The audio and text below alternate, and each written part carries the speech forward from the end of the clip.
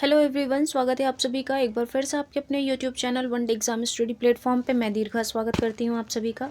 तो दोस्तों, हम लोग जो है यहाँ पर केवीएस पीआरटी के लिए पर्यावरण अध्ययन से रिलेटेड कुछ मोस्ट इंपॉर्टेंट आपके एनसीईआरटी आधारित प्रश्नों को डिस्कस करेंगे, जो कि काफ़ी हेल्पफुल रहेंगे आपके क्वेश्चन एग्जाम के पॉइंट ऑफ व्यू से। तो आज की क्लास में आप सभी लोगों को एंड तक बने रहना है। कोई भी साथी क्लास को स्किप करके नहीं देखेगा, ना ही कोई स्किप करके छोड़ कर जाएगा क्लास को। तो एंड तक देखिएगा, क्लास ज़रूर समझ में आएगी, एकदम यूनिक रहने वाली आज की क्लास है। तो जिन्होंने भी अभी तक क्लास को लाइक नहीं किया है, तो आप सभी लोगों से एक छोटी सी रिक्वेस्ट है, अगर आपको हमारी मेहनत और कंटेंट पसंद आता है तो प्लीज़ क्लास को ज़रूर लाइक करिएगा और चैनल को सब्सक्राइब करके अपना सपोर्ट दीजिएगा। और यहाँ पर अब देर ना करते हुए शुरू करते हैं हम लोग अपनी क्लास को। और ये जो आपकी क्लास होती है, जो भी साथी चैनल पर पहली बार आए हैं, तो आपकी ये जो ईवीएस की क्लास होती है, ये डेली जो है 11 AM पे होती है।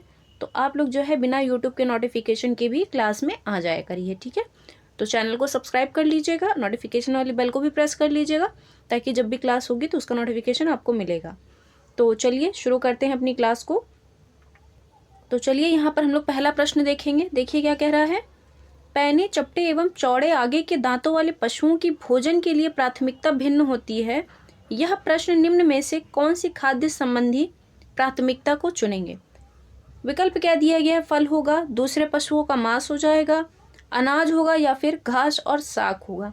देखिए, प्रश्न का कहने का मतलब ये है, जैसे कि आपके जो यहाँ पर उदाहरण में अगर हम लोग देते हैं, जैसे कि आपकी गाय हो गई, भैंस हो गई, तो इनके दांत आप लोगों ने देखे होंगे कुछ इस तरह से होते हैं, चौड़े चौड़े से, ठीक है ना। जिसके घरों में भैंस या फिर गाय होंगी तो उन लोगों ने देखा होगा।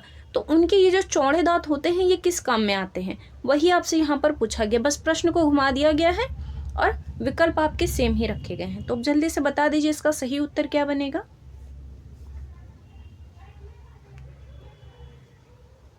तो यहाँ पर देखिए, अगर हम लोग सही आंसर की बात करते हैं तो ये क्या बन जाएगा। ये हमारा चौथा वाला विकल्प बिल्कुल करेक्ट होगा। यानी कि इस प्रकार के जो दांत होंगे वो घास और साग को खाने के काम में आएंगे। देखा होगा आप लोगों ने कि गाय वगैरह जो है चारा खाती हैं तो वो इसी दांतों का प्रयोग करती हैं। बात आती है अगर नुकीले दांतों का प्रयोग कौन करता है, तो ये जितने भी आपके मांसाहारी जीव जंतु होते हैं, ये सभी नुकीले दांतों का प्रयोग करते हैं। अगले प्रश्न की ओर चलेंगे। प्रश्न संख्या दूसरा कह रहा है, केचुए को किसान का मित्र कहा जाता है क्योंकि, क्या वजह है। यह कीटनाशक के रूप में बनाता है, या फिर ये एक कवकनाशी के रूप में कार्य करता है। तीसरा कह रहा है यह मृदा को छिद्र पूर्ण बनाता है। चौथा कह रहा है कि यह वायुमंडलीय नाइट्रोजन को स्थिर करता है। तो सभी लोग प्रश्न का उत्तर करके बताएंगे कि इसका सही आंसर क्या बनेगा। और एक बार जल्दी से आप लोग क्लास को भी शेयर कर दीजिएगा, ताकि जो लोग नहीं आए हैं तो वो सभी लोग जल्दी से आ जाएं। आप लोगों की संख्या कभी भी नहीं बढ़ती है, कोशिश किया करिए कि जल्दी से क्लास को शेयर कर दिया करिए और लोगों को बुला लाया करिए। तो यहाँ पर केचुए को किसान का मित्र कहा गया है, ये बात तो बिल्कुल सही है। क्यों कहा गया है, क्योंकि केचुआ जो होता है यह मृदा को छिद्र पूर्ण बनाता है। आपने देखा होगा खेतों वगैरह में कि जो केचुए होते हैं आपके, ये मिट्टी को खोद खोद करके नरम बना देते, और वहाँ पे कुछ ऐसी संरचना हो जाती है, कुछ मतलब जैसे आपकी प्लेन फर्श होती है, तो उस पर अगर कोई उभार हो जाता है तो वो देखने को मिलता है। सेम ऐसे ही आपका मिट्टी में भी वो कुछ इस तरह से स्ट्रक्चर बना देते हैं। कभी देखिएगा जा करके, जहाँ पर केचुए वगैरह आपके खेत में मिलेंगे वहाँ पर। तो आंसर यहाँ पर बनेगा तीसरा वाला विकल्प। अगले प्रश्न की ओर चलेंगे। प्रश्न संख्या तीसरा कह रहा है कि वर्मी कंपोस्टिंग एक विधि है जिसका प्रयोग खाद बनाने में किया जाता है। कौन करता है। अभी मैंने आपको आगे बताया, इसलिए मैंने पूरा एक्सप्लेन नहीं किया था प्रश्न को, क्योंकि आगे प्रश्न था आपका। विकल्प दिए गए हैं केचुआ, फीताकृमि, हुकवॉर्म, या फिर जोंक। अब बता दीजिए इस प्रश्न का सही उत्तर क्या बनेगा। आपको तो इशारा भी मिल गया होगा, जल्दी से सभी लोग कमेंट करेंगे।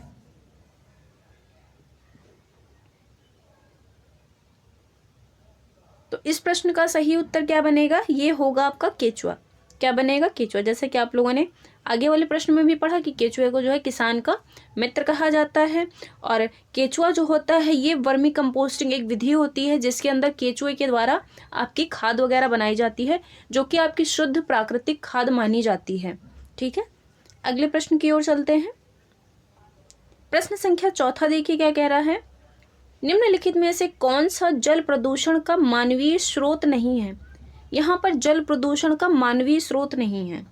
यानी कि मानव के द्वारा उत्पन्न नहीं किया गया है ये। विकल्प क्या बताए गए हैं? औद्योगिक बहिस्राव होगा, घरेलू बहिस्राव होगा, ह्यूमस पदार्थ होंगे या फिर वाहित मल होगा। अब सभी लोगों का आंसर कर देना चाहिए। प्रश्न को ध्यान से पढ़ेंगे, उसके बाद आंसर करेंगे। कोई भी साथी जल्दीबाजी में आंसर नहीं करेगा, ठीक है? आराम से प्रश्न पढ़िए फिर आंसर करिए। और जिन लोगों के भी एग्ज़ाम स्टार्ट हो रहे हैं तो उन सभी लोगों को ऑल द बेस्ट मेरी तरफ से। आप लोग अच्छे से अपना एग्ज़ाम दीजिएगा जिनका भी है। तो यहाँ पर देखिए, अगर हम लोग बात करते हैं जल प्रदूषण के मानवीय स्रोत की, तो ये हो जाएगा आपका, यहाँ पर जो नहीं है वो हो जाएगा ह्यूमस पदार्थ। क्या बनेंगे? ह्यूमस पदार्थ। ये जो होते हैं ये मानव के द्वारा कभी भी नहीं उत्पन्न किए जाते हैं। बाकी आपका औद्योगिक बहिस्राव, यानी कि जो आपके औद्योगिक वगैरह तो वहाँ से अगर कूड़ा कचरा निकलता है, ये इसके अंदर मानव की अहम भूमिका होती है। साथ ही यहाँ पर जो घरेलू बहिस्राव होता है तो यह भी मनुष्यों के द्वारा होता है। और वाहित मल, यानी कि जो आपका वेस्टेज पदार्थ होते हैं जो भी, यह भी आपका मानव के द्वारा ही उत्पन्न किए जाते हैं। चलेंगे अगले प्रश्न की ओर। प्रश्न संख्या 5वां देखिए, कह रहा है कि पारिस्थितिक पिरामिड की संकल्पना किसने दी थी? विकल्प दिए गए हैं एल्टन, रोजेन, डॉसमैन या फिर डार्विन। बताएंगे इस प्रश्न का सही उत्तर क्या बनेगा।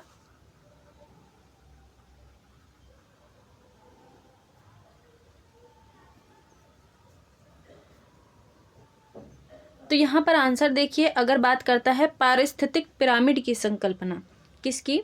पारिस्थितिक पिरामिड की संकल्पना तो ये दी गई थी एल्टन जी के द्वारा। किसके द्वारा? एल्टन के द्वारा 1927 में ये संकल्पना जो है आई थी। इसको ध्यान रखिएगा। अगर यहाँ पर आपसे ये पूछता है कि रोजन ने क्या किया था, तो आप सभी को मैंने आप कई बार पढ़ा भी रखा है। जो आपके रोजन थे, इन्होंने जैव विविधता शब्द को गढ़ा था। दोबारा से चाहे तो लिख लीजिए, यहाँ पर क्या किया था इन्होंने? जैव विविधता शब्द को गढ़ा था, ठीक है? जैव विविधता शब्द को इन्होंने गढ़ा था।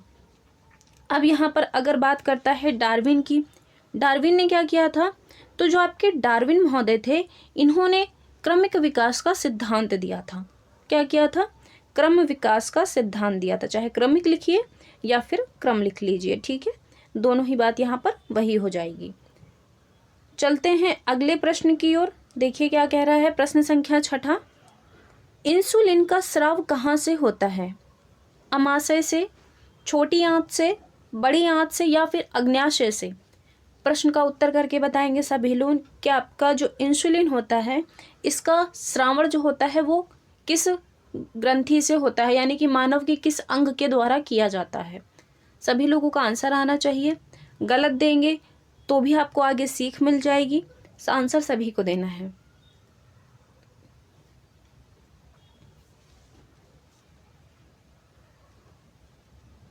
तो अब आते हैं अपने प्रश्न के ऊपर। कह रहा है कि इंसुलिन का स्राव कहाँ से होता है?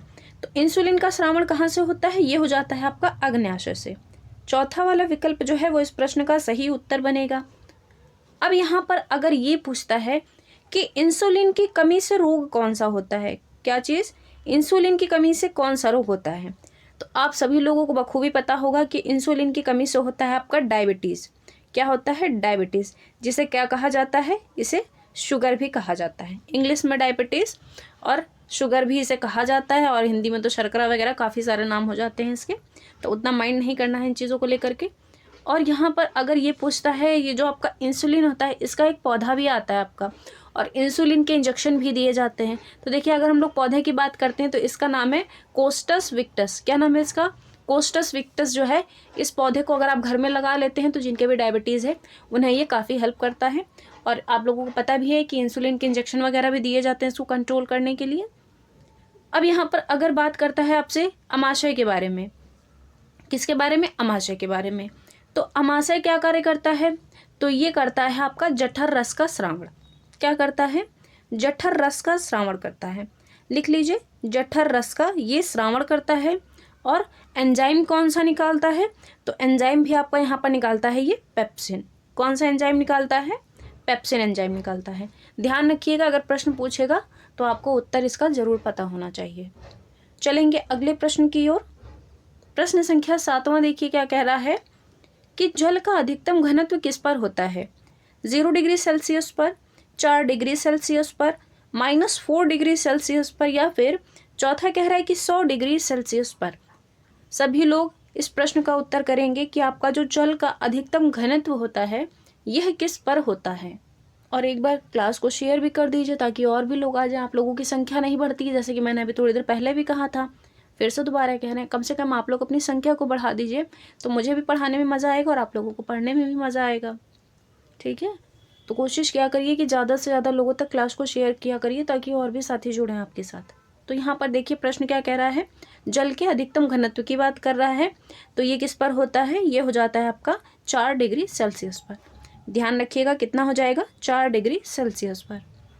अगले प्रश्न की ओर चलिए। प्रश्न संख्या 8वां देखिए क्या कह रहा है, निम्नलिखित में से किस प्रणाली में सर्वोत्तम गुण वाला कोयला पाया जाता है। सर्वोत्तम गुण यानी कि सबसे अच्छा जो कोयला होगा वो किस प्रणाली में देखने को मिलेगा। धारवाड़ प्रणाली में, अरावली प्रणाली में, विंध्यन प्रणाली में, या फिर गोंडवाना प्रणाली में। आंसर करेंगे सभी लोग। इस प्रश्न का आपका सही आंसर क्या होगा।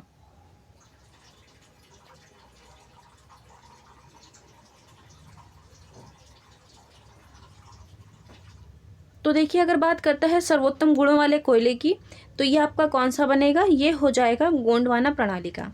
किससे, गोंडवाना प्रणाली का। अब यहाँ पर थोड़ा सा डिस्कशन कर लेते हैं ताकि हमें चीज़ें रिकॉल हो जाए। यहाँ पर अगर बात करता है कोयले की, तो कोयले के कितने प्रकार हैं, कोयले के 4 प्रकार हैं। कितने, 4 प्रकार हैं कोयले के। अगर यहाँ पर हम ये चारों प्रकारों को देखेंगे तो एक बार हम लोगों का जो है यहाँ पर रिवीजन भी हो जाएगा। अगर हम लोग पहले कोयले की बात करते हैं तो ये कौन सा हो जाएगा आपका, एंथ्रासाइट। कौन सा, एंथ्रासाइट जो कोयला है यह पहला प्रकार हो जाएगा। और ये जो आपका एंथ्रासाइट कोयला है इसकी विशेषता क्या है, तो अगर सबसे शुद्धतम कोयले की बात करता है, किसकी, सबसे शुद्ध कोयले की बात करता है, तो शुद्ध कोयला आपका कौन सा हो जाएगा, तो ये बनेगा आपका यहाँ पर एंथ्रासाइट। दूसरा कोयला कौन सा हो जाएगा, तो ये होगा आपका बिटुमिनस। कौन सा हो जाएगा, बिटुमिनस। इसकी कोई खास विशेषता नहीं है तो इतना ज़रूरी नहीं है। अब यहाँ पर तीसरे कोयले की अगर हम लोग बात करते हैं तो ये बन जाएगा आपका लिग्नाइट। कौन सा, लिग्नाइट कोयला। ठीक है, अब लिग्नाइट कोयले की क्या विशेषता है, तो सबसे खराब अगर आपसे पूछता है तो कौन सा हो जाएगा, लिग्नाइट हो जाएगा सबसे खराब। कहीं कहीं पे पीट भी दिया होता है, अब जैसा ऑप्शन में दिया रहेगा वैसा आप लोग करिएगा। चौथा हो जाएगा हमारा पीट। कौन सा, पीट। ठीक है, तो ये 4 प्रकार के कोयले होते हैं। और सबसे ज़्यादा मात्रा में अगर आपसे कोयला पूछेगा कि किस राज्य में होता है, तो सबसे ज़्यादा मात्रा में कोयला जो है छत्तीसगढ़ राज्य के अंदर इसका उत्पादन होता है। शॉर्ट में लिख दिया है, किस में होता है, छत्तीसगढ़ राज्य में सबसे ज़्यादा कोयला देखने को मिल जाता है। अगले प्रश्न की ओर चलेंगे। प्रश्न संख्या 9 देखिए क्या कह रहा है। कह रहा है कि जब मोर जो है वो सांप को खाता है, यानी कि जो आपका मोर हो गया ये जब सांप को खाता है, उसके बाद सांप जो होता है ये कीड़ों को खाता है। सांप क्या करता है, तो ये छोटे छोटे कीड़ों को खाता है। और कीड़े जो होते हैं ये हरे पौधों को खाते हैं। किसको खाते हैं, हरे पौधों को खाते हैं। तो मोर का पोषण स्तर क्या होगा। अब यहाँ पर मोर, जो आपका मोर होता है इसका पोषण स्तर पूछा गया है। प्राथमिक उपभोक्ता होगा, द्वितीयक उपभोक्ता होगा, खाद्य पिरामिड के शीर्ष पर होगा, या फिर अपघटक होगा। सभी लोग आंसर करके बताएंगे इसका उत्तर क्या बनेगा।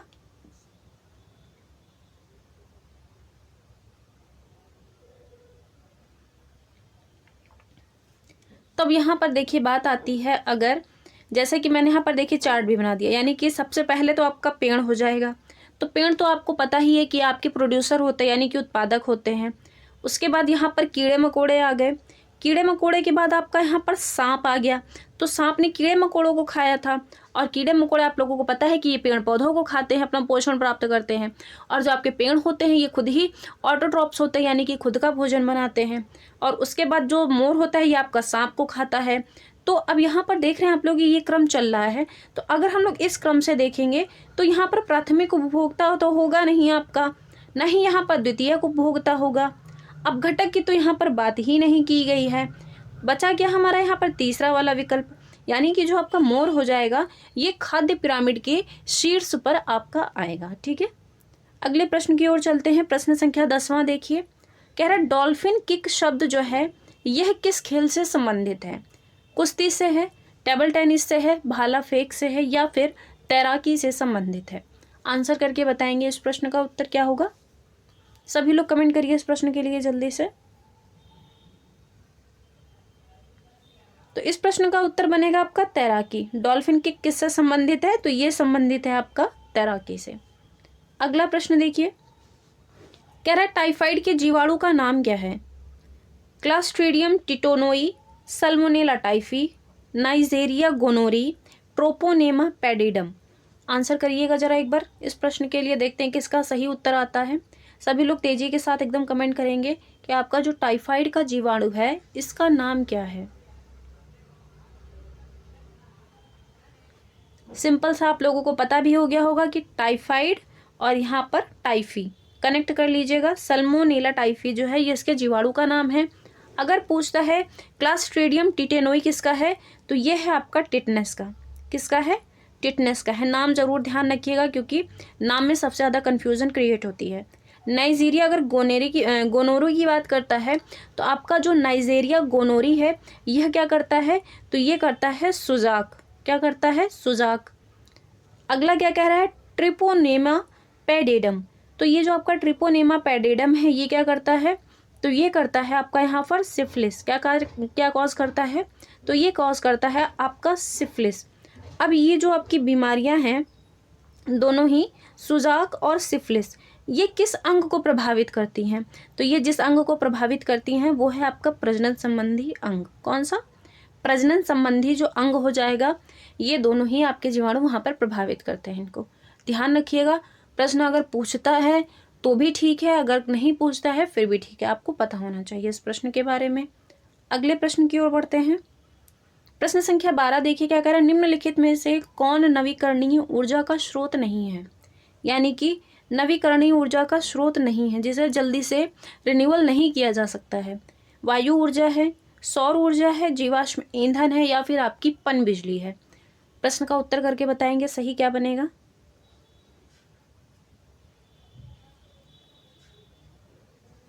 तो आंसर यहाँ पर करेक्ट होगा आपका जीवाश्म ईंधन। क्या बनेगा? जीवाश्म ईंधन। चलते हैं अगले प्रश्न की ओर। बहुत इजी क्वेश्चन है, समझाने की जरूरत बिल्कुल भी नहीं है। अगला प्रश्न देखिए, क्वेश्चन नंबर 13 कह रहा है कि यूनेस्को द्वारा प्राकृतिक स्थलों को संरक्षित करने के लिए किन स्थानों को चिन्हित किया गया है? पुलिकट झील को किया गया है, पिन वैली राष्ट्रीय उद्यान को किया गया है, सुर सरोवर तालाब को किया गया है, या फिर कंचनजंगा राष्ट्रीय उद्यान को किया गया है? सभी लोग आंसर करके बताएंगे इसका सही उत्तर क्या बनेगा।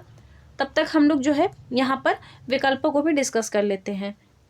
सभी लोग पहले आप लोग आंसर बताइए जल्दी से। तो आंसर यहाँ पर क्या बनेगा? ये तो हमारा होगा कंचनजंगा राष्ट्रीय उद्यान। कौन सा? कंचनजंगा राष्ट्रीय उद्यान।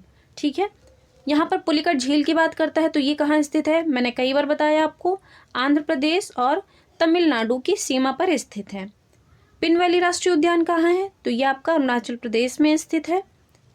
सुर सरोवर तालाब के बारे में इतना कुछ पूछेगा नहीं तो ये हमें जानना भी जरूरी नहीं है, आप अपनी एनर्जी क्यों वेस्ट करें यहाँ पर। अगला प्रश्न देखिए क्या कह रहा है, निम्नलिखित में से किस उत्तर पूर्व राज्य से कर्क रेखा होकर गुजरती है? त्रिपुरा से, नागालैंड से, मणिपुर से, या फिर असम से?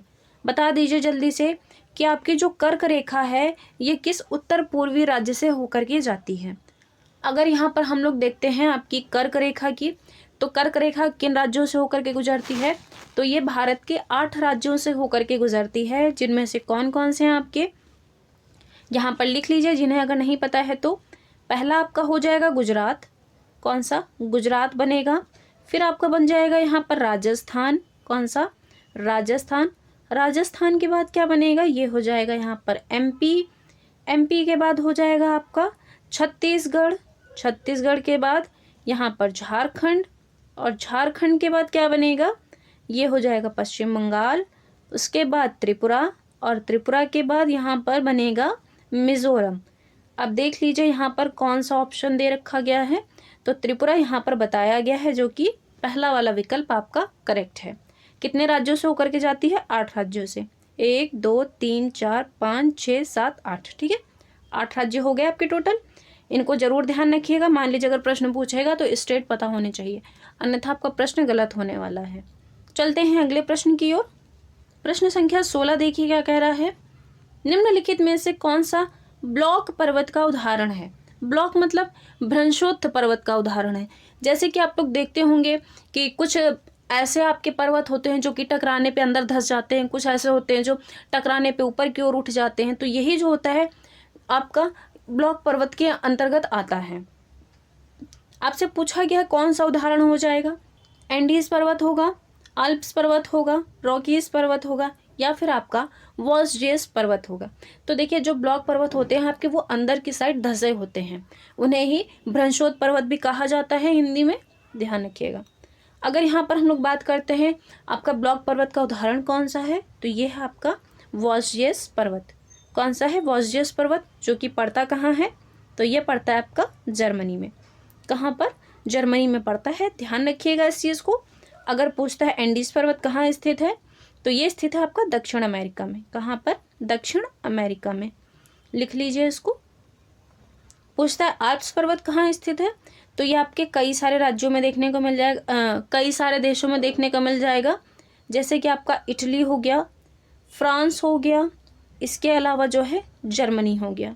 तो ये इन जगहों पर आपको देखने को मिलेगा। अगर पूछता है रॉकी पर्वत कहाँ देखने को मिलेगा, तो रॉकी पर्वत जो है ये उत्तरी अमेरिका में। कहाँ पर? उत्तरी अमेरिका में। तो ये कुछ आपके इम्पॉर्टेंट पर्वत हैं, इनको भी याद रखिएगा। अगर क्लास पसंद आती है तो प्लीज़ आप सभी लोग क्लास को लाइक कर दीजिएगा। चलते हैं अगले प्रश्न की ओर। प्रश्न संख्या 17 देखिए क्या कह रहा है। पिट्यूटरी ग्लैंड कहाँ पाई जाती है। सिंपल सा क्वेश्चन है, सभी लोगों को आंसर पता होगा, बता दीजिए।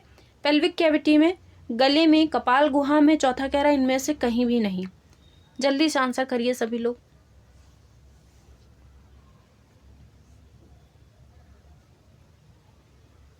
तो आपकी पिट्यूटरी ग्लैंड कहाँ पाई जाती है, ये पाई जाती है आपकी कपाल गुहा में। कहाँ पर? कपाल गुहा में। अगला प्रश्न देखिए, प्रश्न संख्या 18 कह रहा है ज्वर नियंत्रण में आमतौर पर सबसे अधिक प्रयोग की जाने वाली औषधि कौन सी है।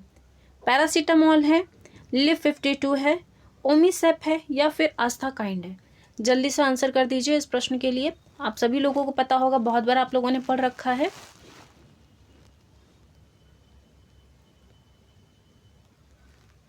तो कौन सा प्रयोग होगा यहाँ पर, ये हो जाएगी आपकी पैरासीटामोल। सबसे ज़्यादा दी जाने वाली दवाई आपकी पैरासीटामोल है। उसके बाद लिख लीजिएगा आप लोग, कॉलपॉल है, छोटे मोटे डॉक्टर हम भी हैं, कॉलपॉल है, उसके बाद डोलो है, ठीक है। तो इसको भी लिख लीजिएगा। अगर मान लीजिए पैरासीटामोल नहीं मिलती है तो आप लोग कॉलपॉल खा के भी काम चला सकते हैं, या फिर डोलो खा के भी काम चला सकते हैं अपना, ठीक है। अगले प्रश्न की ओर चलिए।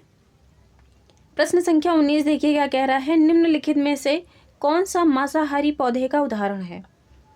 एलिसम है, क्लार्किया है, हॉलीहॉक है, या फिर ड्रोसेरा है। तो आंसर करके बता दीजिए कि आपका जो मांसाहारी पौधे का उदाहरण है यह कौन सा होगा।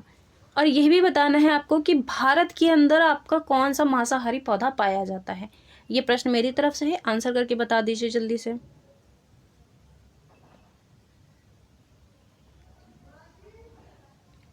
तो यहाँ पर अगर हम लोग प्रश्न के अकॉर्डिंग देखते हैं अपने आंसर को, तो ये कौन सा बनेगा, ये हमारा बन जाएगा यहाँ पर ड्रोसेरा। कौन सा बनेगा? ड्रोसेरा। अगर भारत के अंदर पूछता है तो भारत में आपका मेघालय राज्य में, कहाँ पर? मेघालय राज्य में कौन सा पौधा देखने को मिलता है, जिसका नाम है पिचर प्लांट। क्या नाम है? Pitcher plant. जैसे घटपर्णी कहा जाता है, नेपेंथीस कहा जाता है, बहुत सारे नाम हैं इसके, ध्यान रखिएगा। और इसके अलावा देखिए अगर मान लीजिए ड्रोसेरा ना दिया हुआ वहाँ पर, तो और कौन कौन से पौधे आपको याद रखने हैं। एक तो आपको याद रखना है यहाँ पर वीनस फ्लाई ट्रैप। क्या नाम याद रखना है? Venus fly trap. Fly trap नाम याद रखना है। उसके बाद क्या नाम याद रखना है आपको? पिचर प्लांट याद रखना है। फिर यहाँ पे ड्रोसेरा याद रखना है। ये ज़्यादा पूछे जाने वाले आपके यहाँ पर विकल्प होते हैं। अगला प्रश्न देखिए, कह रहा कांगड़ा घाटी किस राज्य में स्थित है। हिमाचल प्रदेश में, जम्मू कश्मीर में, असम में, या फिर नागालैंड में। बताएंगे सभी लोग। इस प्रश्न का उत्तर क्या बनेगा कि आपकी जो कांगड़ा घाटी है यह किस राज्य में स्थित है।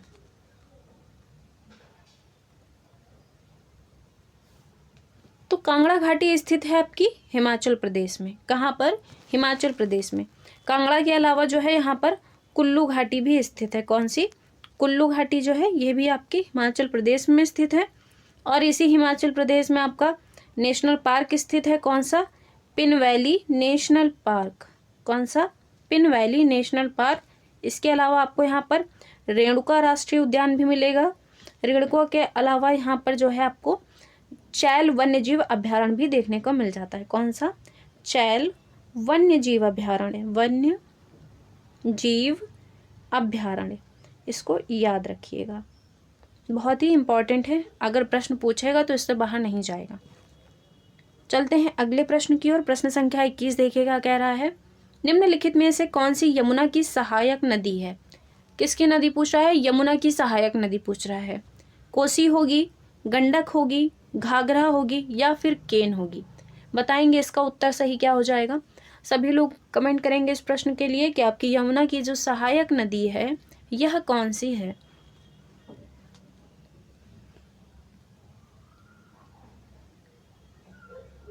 तो देखिए, जैसे कि आपकी गंगा नदी जा रही है, कहाँ से निकलती गंगा नदी? आपकी गंगोत्री ग्लेशियर से, और इधर से आपकी आ रही है यमुना नदी। अब जो यमुना नदी है इसकी सहायक नदियाँ कौन सी हैं? तो ये हो जाएगी आपकी चंबल, सिंध, बेतवा और केन। कौन सी? चंबल, सिंध, बेतवा, केन, ये नदियाँ हैं आपकी यमुना की सहायक। आंसर क्या बनेगा यहाँ पर? चौथा वाला विकल्प बिल्कुल करेक्ट हो जाएगा। बाकी जो कोसी है, गंडक है, घाघरा है, रामगंगा है, यह सभी आपकी जो है गंगा की सहायक नदियाँ हैं। किसकी? गंगा की सहायक नदी हैं। ध्यान रखिएगा इसको भी। नदियों से प्रश्न अगर पूछेगा तो ये आपका जो है जल थीम के अंतर्गत आएगा। अगला प्रश्न देखिए क्या कह रहा है कि 5R का सिद्धांत क्या है? उपयोग कम करें, पुनः उपयोग करें, पुनर्चक्रण करें, पुनः प्राप्त करें, उपयोग ना करें। तो इस प्रश्न का उत्तर हम आपको खुद बता देते हैं। ये जो 5R का सिद्धांत है यह आपका इन पांचों का ही हो जाएगा। तो इसको ध्यान रखिएगा क्रम से कि इसका क्रम क्या है। पहले उपयोग करना है, फिर उसके बाद पुनः से अगर उपयोग करने लायक है तो उसे दोबारा से फिर उपयोग कर लेना है, फिर उसका पुनर्चक्रण करना है, फिर पुनः प्राप्त करना है उसे, उसके बाद उपयोग नहीं करना है। ऐसे करके यहाँ पर जो है इसका क्रम याद रखना है। अगला प्रश्न देखिए क्या कह रहा है। प्रश्न संख्या 23 कह रहा है कि वायु अधिनियम किस वर्ष आया था? 1974 में, 1972 में, 1973 में या फिर 1981 में? बताएंगे सभी लोग इसका उत्तर क्या बनेगा।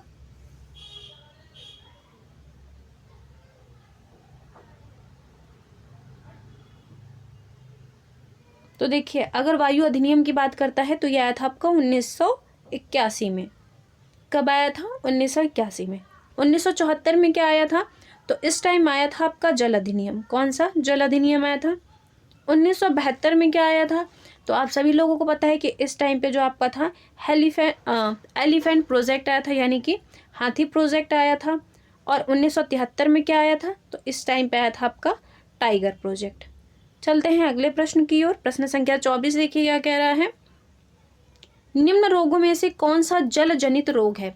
यानी कि जल से फैलने वाला रोग कौन सा है? ब्लू बेबी सिंड्रोम है, पोलियो है, दाद है या फिर गंजापन है? आंसर करके बता दीजिए इस प्रश्न का उत्तर क्या बनेगा। बहुत ही ईजी क्वेश्चन है, थोड़ा सा माइंड लगाना है और आंसर आपका निकल के आ जाएगा। बताइए जल्दी से क्या आंसर इसका बनेगा।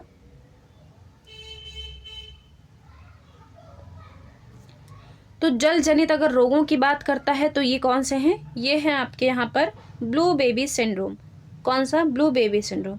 और जो ये टाइफाइड हो गया, आपका हैजा वगैरह हो गया, ये सभी जो हैं, माफ़ कीजिएगा हैजा नहीं होगा, टाइफाइड हो जाएगा आपका, मलेरिया हो जाएगा, डेंगू हो जाएगा। ये सभी जो है आपके पानियों के द्वारा फैलने वाले रोग हो जाते हैं। देखते होंगे आप लोग मच्छर वगैरह जो है पानी में बैठते हैं और वहीं पे अपने अंडे वगैरह दे देते हैं, फिर वही पानी अगर आप लोग यूज़ कर लेते हैं तो उससे आपको बीमारियां हो जाती हैं। तो ध्यान रखिएगा, विकल्प में आपका ब्लू बेबी सिंड्रोम जो है बिल्कुल करेक्ट आंसर हो जाएगा। अगला प्रश्न देखिए क्या कह रहा है। वन्य जीव सप्ताह कब तक मनाया जाता है? 22 अक्टूबर से 29 अक्टूबर तक, 1 अक्टूबर से 7 अक्टूबर तक, 12 से 18 अक्टूबर तक या फिर 20 अक्टूबर से 25 अक्टूबर तक? आंसर करिएगा सभी लोग, जल्दी से बता दीजिए इस प्रश्न का उत्तर क्या बनेगा। आपका जो वन्य जीव सप्ताह है यह कब मनाया जाता है?